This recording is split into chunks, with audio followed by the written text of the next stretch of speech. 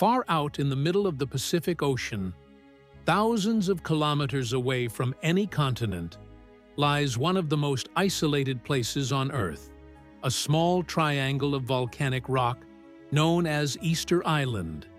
And on this lonely island stand nearly 900 colossal stone figures. The Moai, silent, unmoving, watching. For more than 1,000 years, these giants have stared across an empty horizon, as if guarding secrets from a forgotten age. But who built them? Why were they made? And how did a small island society create some of the most extraordinary monuments in human history?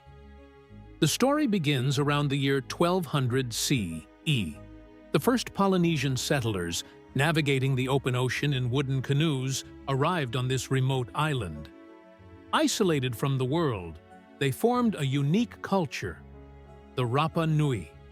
And then, something remarkable happened. The Rapa Nui began carving enormous human-like figures from the volcanic rock of the island's mountains.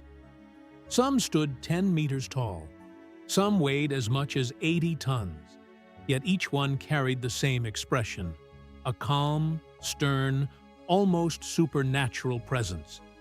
The Moai were more than statues.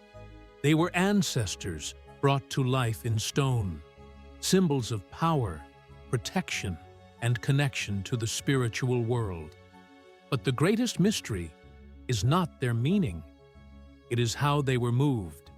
Because the Moai were carved inland, far from the coast where they now stand. To reach their platforms, they had to be transported kilometers across rough terrain, without wheels, metal tools, or large animals.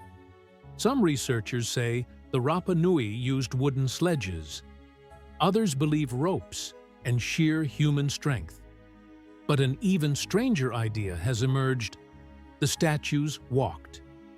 By rocking the Moai from side to side with ropes, teams of people could make the giant figures sway forward, just like a refrigerator being inched across a floor. Eyewitnesses describe how the statues seemed almost alive, taking steps toward their final resting places. But the mystery does not end there. Around the 1600s, something changed. The construction of Moai suddenly stopped. Many statues were left unfinished in the quarries. Some fell and shattered. The Rapa Nui society collapsed into warfare, famine, and decline. For years, scholars believed the islanders destroyed themselves, cutting down the island's forests to move the statues, leading to ecological disaster. But new evidence paints a different picture. The collapse may have been triggered not by the islanders, but by the arrival of European explorers, foreign diseases, slavery raids, and exploitation. In other words, the Moai builders didn't destroy their world. Their world was taken from them. Today, the Moai stand as survivors, guardians of a culture that endured against impossible odds, symbols of human creativity, belief, and determination. And yet, the island still holds secrets. Hundreds of Moai remain half-buried on slopes and in quarries. Some lie hidden beneath layers of volcanic soil. Archaeologists believe many mysteries of the Rapa Nui have yet to be revealed.